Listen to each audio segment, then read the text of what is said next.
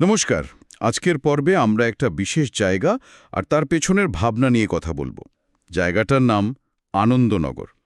কিন্তু এটা শুধু একটা নাম বা জায়গা নয়, তার চেয়ে অনেক বেশি কিছু, তাই না?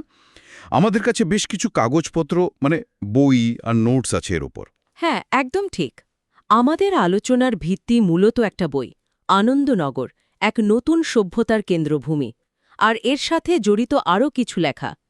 এগুলোতে আনন্দনগরের লক্ষ্য কী, এর ইতিহাস, ভূগোল, কি কাজ হয়, কি ধরনের বাধা এসছে, আধ্যাত্মিক দিক সাধনা, আর অবশ্যই এর প্রতিষ্ঠাতা শ্রী প্রভাত রঞ্জন সরকার, যাকে অনেকে শ্রী শ্রী আনন্দমূর্তিও বলেন, তার কথা সবই আছে।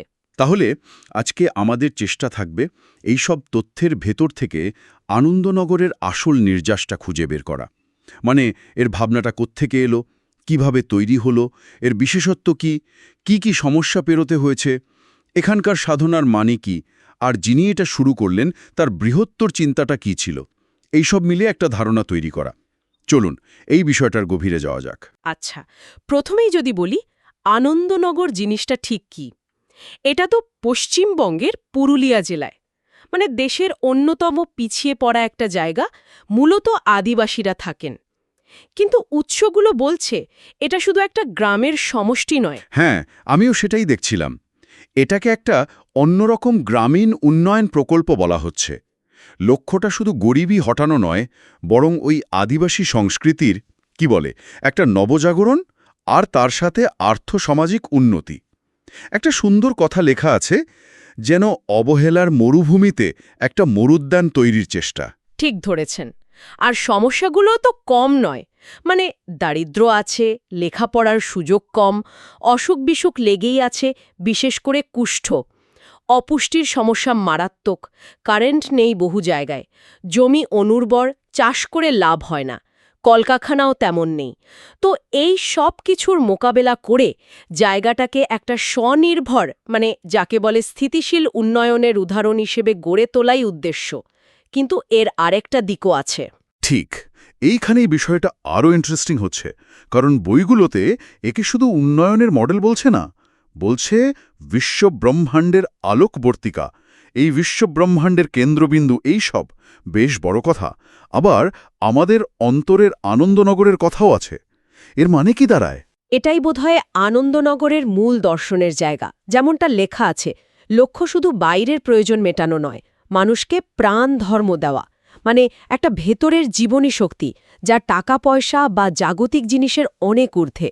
এটাকে এমন একটা কেন্দ্র বানানোর চেষ্টা করা হয়েছে যা কিনা আধ্যাত্মিক চর্চা, সেবা, ত্যাগ, সংযম আর সংস্কৃতি, এই সব দিকে গোটা বিশ্বকে পথ দেখাবে।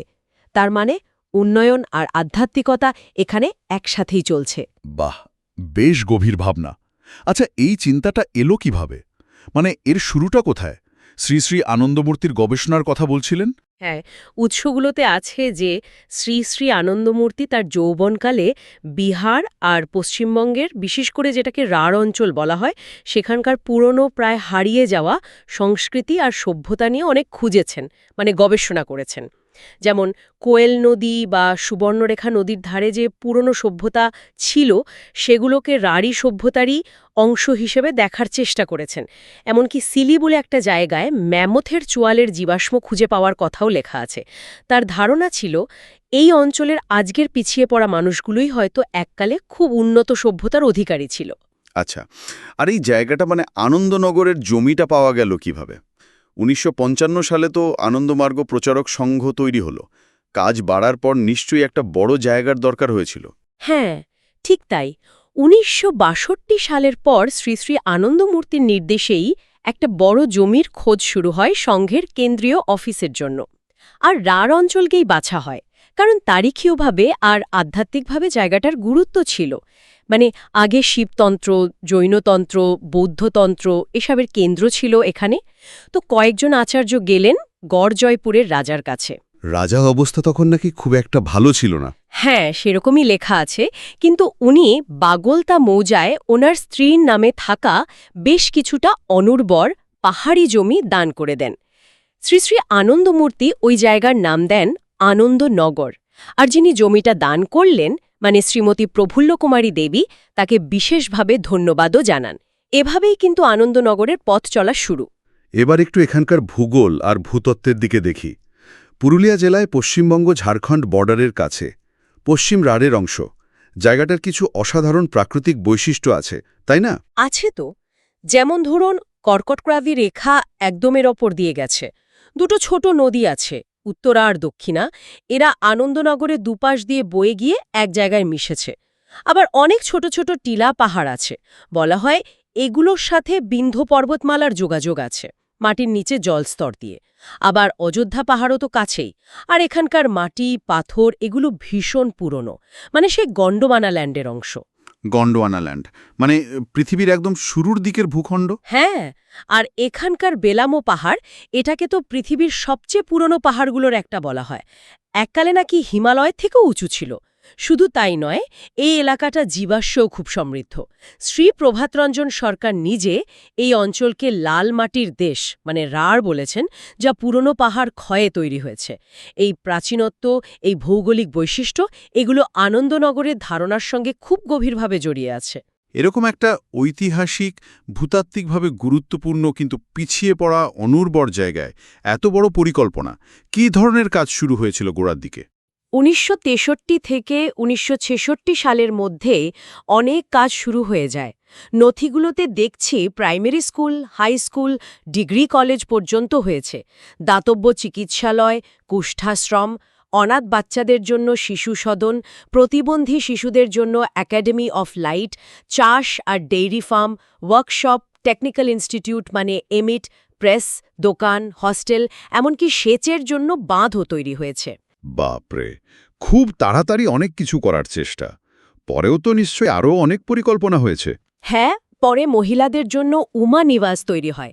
গুরুকুল প্রকল্পের কথা আছে, যেখানে ইঞ্জিনিয়ারিং, আইন, চারুকলা কলেজ, নানা রকম রিসার্চ ইনস্টিটিউট, সংস্কৃত আর বাংলা বিদ্যাপীঠ এসব গড়ার পরিকল্পনা। জল ব্যবস্থাপনার জন্য তো বিরাট প্ল্যান। ৯০০ ও বেশি সায়ার মানে পুকুর কাটার কথা আছে। পুরো প্রকল্পটা পুরুলিয়ার দুটো ব্লকের বেশ কিছু গ্রাম জুড়ে। এত বড় কাজ, আর এমন একটা জায়গায় রাজনৈতিক আর সামাজিকভাবে বেশ স্পর্শকাতর তো বটেই, চালাতে গিয়ে নিশ্চয়ই অনেক বাধা এসছে। ওই দধিচি বা আত্মত্যাগের কথা তো খুব জোর দিয়ে বলা হয়েছে উৎসগুলোতে। হ্যাঁ, এই দিকটা উৎসগুলোতে খুব স্পষ্টভাবে বলা। সেখানে লেখা আছে স্বার্থপর, বিপদগামী, সুবিধাবাদী এবং জনগণের রক্তচোষা কিছু লোকজনের থেকে তীব্র বিরোধিতা এসেছে। কিছু বিশেষ রাজনৈতিক দলের নাম উল্লেখ করে, যেমন কমিউনিস্ট, ঠগ, গুন্ডা, এই শব্দগুলো ব্যবহার করে তাদের দ্বারা হিংসাত্মক কাজের অভিযোগ আনা হয়েছে। তবে এখানে আমাদের খুব পরিষ্কার থাকতে হবে, আমরা শুধু উৎসে যা লেখা আছে সেটাই জানাচ্ছি। এর সত্যটা বিচার বা কোনো পক্ষ নেওয়া আমাদের কাজ নয়। অবশ্যই নিরপেক্ষ থাকাটা খুব জরুরি। আচ্ছা, উৎসে তো বেশ কিছু ঘটনার কথাও আছে, যেমন ১৯৬৭ সালের একটা ঘটনা। হ্যাঁ, ১৯৬৭ সালের ৫ই মার্চ এটাকে একটা বড় ঘটনা হিসেবে উল্লেখ করা হয়েছে। অভিযোগটা হলো কমিউনিস্ট ঠগ গুন্ডাদের আক্রমণে নাকি ৫ জন সন্ন্যাসী খুন হন। পরেই মামলায় কয়েকজনের সাজাও হয়। দিনটা আনন্দমার্গে দধিচি দিবস হিসেবে পালন করা হয় ওই আত্মত্যাগের স্মরণে। এই সংঘাত কি তারপরেও চলেছিল? উৎসগুলো বলছে চলেছিল। যেমন ১৯৬৭-৬৮ সালে ওই ঘটনার জায়গায় প্রার্থনা করতে গেলে বাধা আসে, তখন সত্যাগ্রহ হয়। ১৯৭৫ সালে যখন জরুরি অবস্থা জারি হল, তখন আনন্দমার্গকে নিষিদ্ধ করা হয়। অভিযোগ আছে সেই সময় আনন্দনগরের স্কুল, কলেজ, হাসপাতাল অনেক কিছুই নাকি ধ্বংস করে দেওয়া হয়েছিল। নিষেধাজ্ঞা অবশ্য ১৯৭৭ সালে উঠে যায়। কিন্তু ৮০-র দশকে ৯০-এর দশকেও তো হিংসার অভিযোগের কথা লেখা আছে। হ্যাঁ, আছে। যেমন ১৯৮২ সালে কলকাতায় ১৭ জন সন্ন্যাসিনীকে হত্যার অভিযোগ আনা হয়েছে এবং সেখানেও একটি নির্দিষ্ট রাজনৈতিক দলের দুষ্কৃতীদের দায়ী করা হয়েছে উৎস অনুসারে। আবার ১৯৯০ সালের দিকে আনন্দনগরের বিভিন্ন সেবা প্রতিষ্ঠানে বারবার হামলা, লুটপাট, এমনকি আশ্রমের লোকেদের উপর বন্দুক বোমা নিয়ে আক্রমণের অভিযোগও রয়েছে। 1990 সালে আচার্য অসীমানন্দ অবধূত, যিনি একজন কৃষিবিজ্ঞানী আর প্রাক্তন আইএএস অফিসার ছিলেন, তাকে আর আরও 4 জনকে হত্যার অভিযোগ করা হয় এবং এক্ষেত্রে উৎসের বয়ানে একই রাজনৈতিক দলের দিকে ইঙ্গিত। পিইউসিএল রিপোর্টের কথা উল্লেখ করা আছে এই প্রসঙ্গে। তালিকাটা তো বেশ লম্বা আর দুঃখজনক। এরপরও 1990, 1994, 1996, 97, 2001 সালেও হত্যার অভিযোগ উঠেছে। আর প্রত্যেকবারই উৎসগুলোতে অভিযোগের তীর একটা নির্দিষ্ট রাজনৈতিক গোষ্ঠীর দিকে। 1995 সালে পুরুলিয়া অস্ত্রবর্ষণ মামলাতেও তো আনন্দমার্গীদের গ্রেফতার করা হয়েছিল, যদিও পরে তারা নির্দোষ প্রমাণিত হয়। এই যে লাগাতার বিরোধিতা, এর কারণ হিসেবে উৎসগুলো একদিকে বলছে যে ইতিহাসে সবসময়ই সংস্কারকদের বা নতুন ভাবনার প্রচারকদের বাধার মুখে পড়তে হয়েছে। আবার অন্যদিকে আনন্দমার্গের যে নিজস্ব আদর্শ, যাকে তারা সর্বব্যাপী সার্বভৌম বলছে, সেটাও একটা কারণ হতে পারে বলে মনে করা হচ্ছে। তবে এত বাধা সত্ত্বেও যে আনন্দমার্গ ছড়িয়েছে, তার কারণ হিসেবে প্রতিষ্ঠাতার ব্যক্তিত্ব, তার মতাদর্শের আবেদন, কর্মীদের নিষ্ঠা আর সাংগঠনিক দক্ষতার কথা বলা হয়েছে। এই কঠিন অধ্যায়ের পর একটু অন্য প্রসঙ্গে যাই। আনন্দনগরের 7টি আশ্চর্যের কথা লেখা আছে, যদিও দেখলাম 6টার বিস্তৃত বিবরণ দেওয়া। প্রথমটা তো বেলামু পাহাড়, পৃথিবীর প্রাচীনতম পাহাড় বলছেন। হ্যাঁ, দ্বিতীয়টা হল নবচক্র গুহা, ডিমডিহা পাহাড়ের কাছে। এটা নাকি মানুষে তৈরি, প্রায় 5,500 বছর পুরনো। বলা হয় এটা শিবের তৈরি তান্ত্রিক নবচক্র সাধনার প্রমাণ। এটা 1986 সালে খুঁজে পাওয়া যায়। তৃতীয়টা তো বেশ অবাক করার মতো, ডাইনাসরের জীবাশ্ম। অস্থি পাহাড় বলে একটা ছোট পাহাড়ে নাকি ডাইনাসরের পিঠ, কোমর, লেজের হাড় পাওয়া গেছে, প্রায় 1.5 লক্ষ বছর পুরনো। ভারতে যে ডাইনোসর ছিল না, এই ধারণাটা তো তাহলে ভুল প্রমাণ হয়। ঠিক তাই। শুধু ডাইনোসর নয়, আরও নাকি অনেক পুরনো প্রাণী আর গাছের জীবাশ্ম পাওয়া গেছে ওখানে। চতুর্থ আশ্চর্য হল দেউলঘাটা, কংসাবতী নদীর ধারে 3টে পুরনো ইটের মন্দির। এগুলোকে জৈন মন্দির মনে করা হয়, প্রায় 2200 বছরেরও বেশি পুরনো, সম্ভবত চন্দ্রগুপ্ত মৌর্যের আমলের। স্তূপ বা পিরামিড বাদ দিলে এগুলোই নাকি পৃথিবীর সবচেয়ে পুরনো মন্দির, যা এখনও টিকে আছে। পঞ্চম আশ্চর্য হল কপিল পাহাড়। সাংখ্য দর্শনের যিনি প্রবর্তক, সেই মহর্ষি কপিলের নামে। উনি নাকি কাছেই জন্মেছিলেন। পাহাড়ের একটা গুহায় বসে উনি সাংখ্যসূত্র লিখেছিলেন বলে মনে করা হয়। আর 6 নম্বর আশ্চর্য হল কংসাবতী নদীর উৎস। গোল পাহাড় বা জাহার পাহাড়ের কাছে বুজবুজ বলে একটা জায়গা থেকে জল বুদবুদের মতো বেরোয়। এটাই নাকি কংসাবতীর উৎস। এই প্রাকৃতিক আর ঐতিহাসিক ব্যাপারগুলো আনন্দনগরের পরিচয়ের একটা খুব জরুরি অংশ। এবার আনন্দনগরের একেবারে ভেতরের কথায় আসি, সাধনা। উৎসগুলোতে এর উপর খুব জোর দেওয়া হয়েছে। সাধনা বলতে আসলে কি বোঝানো হচ্ছে? সাধনাকে বলা হয়েছে পরমার্থ লাভ করার চেষ্টা। পরমার্থ মানে হল জাগতিক দুঃখ কষ্ট থেকে একেবারে মুক্তি।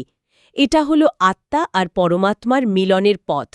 মানে বস্তু জগতের টান থেকে মুক্ত হওয়ার জন্য একটা নিয়মামাফিক চেষ্টা, যার মাধ্যমে মনের যে অসীম ক্ষমতা, সেটাকে নিয়ন্ত্রণ করা যায়। এর জন্য কি ঘর সংসার ছাড়তে হয়? উৎসগুলো বলছে একদমই না। মনই নাকি সবকিছুর কারণ, বন্ধন বা মুক্তি। সাধনার মাধ্যমে মনকে ছোটখাটো জাগতিক চিন্তা থেকে সরিয়ে এনে পরম সত্তা মানে ব্রহ্মের চিন্তায় ডুবিয়ে দেওয়া হয়। লক্ষ্য হল মানুষের সব দিক থেকে উন্নতি, তার ভেতরের শক্তির পুরোটা ব্যবহার করা। এটা রোজকার জীবনের মধ্যেই করা সম্ভব, শুধু দরকার খুব জোরদার ইচ্ছে আর নিয়ম করে করা। তাহলে শেষ লক্ষ্যটা কি? অসীম আনন্দ পাওয়া? হ্যাঁ, পরমাত্মাকে অনুভব করে সেই অসীম আনন্দ বা ব্লিস পাওয়া, এটাই শেষ লক্ষ্য। জাগতিক সব বাঁধন থেকে মুক্তি। সাধনা আর কাজের মাধ্যমে একজন সাধারণ মানুষও অসাধারণ হয়ে উঠতে পারে। নিজের ছোট আমিটাকে ভুলে গিয়ে বিশ্ব ব্রহ্মাণ্ডের যে বিরাট আমি, তার সঙ্গে এক হয়ে যাওয়া। এই শরীরেই সেই মুক্তি সম্ভব। এটাই সাধনার লক্ষ্য, ব্রহ্মাণ্ডের কেন্দ্রের সঙ্গে এক হয়ে যাওয়া। এই পথে চলতে গেলে কি লাগে? কোনো গাইড বা গুরু দরকার হয়? অবশ্যই। উৎসগুলো সদ্গুরুর প্রয়োজনীয়তার কথা খুব জোর দিয়ে বলেছে। তিনি পথ দেখান, সাধনার টেকনিক শেখান, যাকে দীক্ষা বলে। আর সেরকম গুরু পেতে হলে শিষ্যের মনেও তীব্র ইচ্ছে থাকতে হবে। শুধু গুরুর দয়ার আশায় বসে থাকলে হবে না, নিজেকেও নিয়মিত চেষ্টা করে যেতে হবে। এই যে কীর্তন বা ভজন, এগুলোর কি কোনো ভূমিকা আছে? হ্যাঁ, কীর্তনকে বলা হয়েছে মন পরিষ্কার করার একটা উপায়, যা পরম সত্তার দিকে এগিয়ে যেতে সাহায্য করে। সাধনা আর সেবা এই দুটোকে আয়নার মতো বলা হয়েছে, যা মনকে পরিষ্কার রাখে। সাধনার আবার বিভিন্ন ধাপের কথাও আছে, শাক্ত, বৈষ্ণবীয়, শৈব। এমনকি এটাও বলা আছে যে খুব কাছের লোকজনের কাছ থেকে বাধা এলেও পরমার্থ লাভের জন্য তা অগ্রাহ্য করতে হবে। তার মানে সাধনা কোনো কুসংস্কার নয়, বরং এটা মন আর আধ্যাত্মিকতার একটা চর্চা। উৎসগুলো ঠিক সেভাবেই ব্যাখ্যা করেছে। এটা অনুভূতির উপর ভিত্তি করে তৈরি একটা পদ্ধতি, যা মানুষের সম্পূর্ণ বিকাশে সাহায্য করে। একে প্রকৃতির যে নিয়ন্ত্রণকারী শক্তি, তার বিরুদ্ধে একটা আধ্যাত্মিক লড়াই হিসেবেও দেখা হয়েছে। লক্ষ্য হল সেই শক্তির বাঁধন থেকে মুক্ত হওয়া। আর এই পুরো কর্মকাণ্ড, এই দর্শন, এই প্রকল্পের একদম কেন্দ্রে যিনি আছেন তিনি হলেন প্রতিষ্ঠাতা শ্রী প্রভাত রঞ্জন সরকার, যাকে তার অনুগামীরা শ্রী শ্রী আনন্দমূর্তি বা বাবা বলেন। ১৯৫৫ সালে জামালপুরে উনি আনন্দ মার্গ প্রচারক সংঘ বা AMPS প্রতিষ্ঠা করেন। হ্যাঁ, ওনার মূল দর্শনটাই হল আনন্দমার্গ, মানে আনন্দের বা ব্লিসের পথ। এটা একটা সার্বজনীন দর্শন। মনে করি ঈশ্বর হলেন এক অসীম পরম চৈতন্য, আর এই দর্শন আধ্যাত্মিক জীবন আর জাগতিক জীবনের মধ্যে একটা ভারসাম্য রাখার কথা বলে। লক্ষ্য দুটো, নিজের আত্মাকে জানা বা আত্ম উপলব্ধি, আর তার সাথে সাথে জগতের ভালো করা বা কল্যাণ। মূল ধারণাটা কি? আত্মোপলব্ধি কিভাবে হবে? বলা হয়েছে ধ্যানের মাধ্যমে নিজের ভেতরের যে অসীম চৈতন্য তাকে জানা, মনকে জাগতিক জিনিস থেকে সরিয়ে এনে ওই পরম সত্তার দিকে চালিত করা। এটাই হলো আসল কৌশল। এর ফলে নাকি ব্যক্তিগত মন বিশ্বজনীন চেতনার স্তরে উঠে যেতে পারে। উৎসগুলোতে তাকে কিন্তু শুধু একজন সাধু বা গুরু হিসেবে দেখা হয়নি, অনেক বড় করে দেখানো হয়েছে, যেন উনি নিজেই সাধুত্ব বা দেবত্ব, নিজেই বিশ্বব্রহ্মাণ্ড, নিজেই মুক্তি, নিজেই দিব্যপ্রেম বা পরম সত্তা। ওনার অবদানের একটা বিরাট তালিকা দেওয়া আছে দেখলাম। জ্ঞান বিজ্ঞানের প্রায় সব শাখাতেই ওনার নাকি মৌলিক চিন্তা আছে। একটু যদি গুছিয়ে বলেন। হ্যাঁ, তালিকাটা বিশাল। যদি একটু ভাগ করে বলি, একদিকে আছে আধ্যাত্মিক আর দার্শনিক চিন্তা, যেমন তন্ত্র যোগের নতুন ব্যাখ্যা, আনন্দ সূত্রাম নামে দর্শন, মনোবিজ্ঞানের নতুন ধারণা, যেমন মনের স্তর বা মাইক্রোভিটা তত্ত্ব। আবার অন্যদিকে আছে নন্দন তত্ত্ব, কৃষ্ণ বা শিবের ঐতিহাসিক ও আধ্যাত্মিক ব্যাখ্যা। গানের জগতে তো বিশাল অবদান, ৫,০০০-এরও বেশি প্রভাত সঙ্গীত রচনা করেছেন। নীতিশাস্ত্র, ভাষাতত্ত্ব, ইতিহাস, বিশেষ করে সামাজিক চক্রতত্ত্ব বা রাড়ের ইতিহাস, নব্য মানবতাবাদ মানে সবকিছুর প্রতি ভালোবাসা, শিক্ষা দর্শন, অর্থনীতিতে প্রাউতত্ত্ব মানে বিকেন্দ্রীকৃত সমবায় ব্যবস্থা, কৃষি, রাজনীতি, বিচার ব্যবস্থা, সবকিছু নিয়েই তার নিজস্ব চিন্তাভাবনার কথা লেখা আছে। এখানেই শেষ নয়, তাই না?